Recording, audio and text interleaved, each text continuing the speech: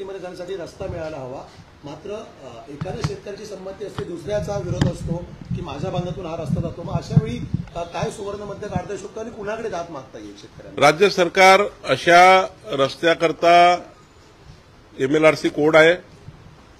या राज्यात कुणाचाही रस्ता कोणाला अडवता येत नाही। जरी खाजगी जागा तुमची असली, मध्ये खाजगी जागा आहे आणि मागच्याला रस्ता नाही आहे, तरी तुमची जागा सरकार घेऊ शकतं आणि जागा घेऊन तुमचा रस्ता करून देऊ शकतं।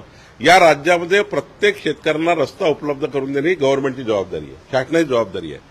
म्हणून एखादा जरी कोणी अडवणूक केली तरी मग शासनाला तो अधिकार आहे, तो रस्ता काढून द्यायचा, रस्त्याचे आदेश पारित करायचे आणि रस्त्याचे एकदा MLRC कोर्टाने आदेश पारित केले की त्याला कुठलाही खाजगी शेतकरी अडवू शकत नाही, त्यांना रस्ता द्यावाच लागतो, हा नियम आहे। काही कालमर्यादा ठेवली आहे का? कारण वर्षानुवर्षे अशी लाखो प्रकरणं आता महाराष्ट्रामध्ये प्रलंबित दिसत आहेत आपल्याला। पुढच्या 6 महिन्यामध्ये आम्ही यामध्ये मोठ्या प्रमाणावर त्या ठिकाणी SOP तयार करतो आहे।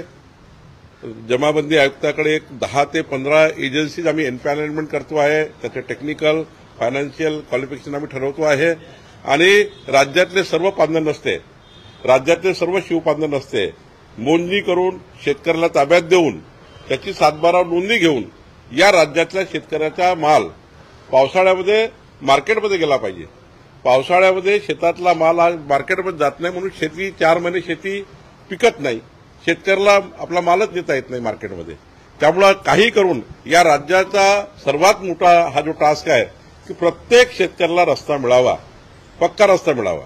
आज डांबरीकरण नाही करता येणार, पण माती मुरमाचा जरी रस्ता आला शेतकऱ्यांना तरी त्यांचं शेतीवर 2 तरी पिके त्यांना घेता येतील अशी योजना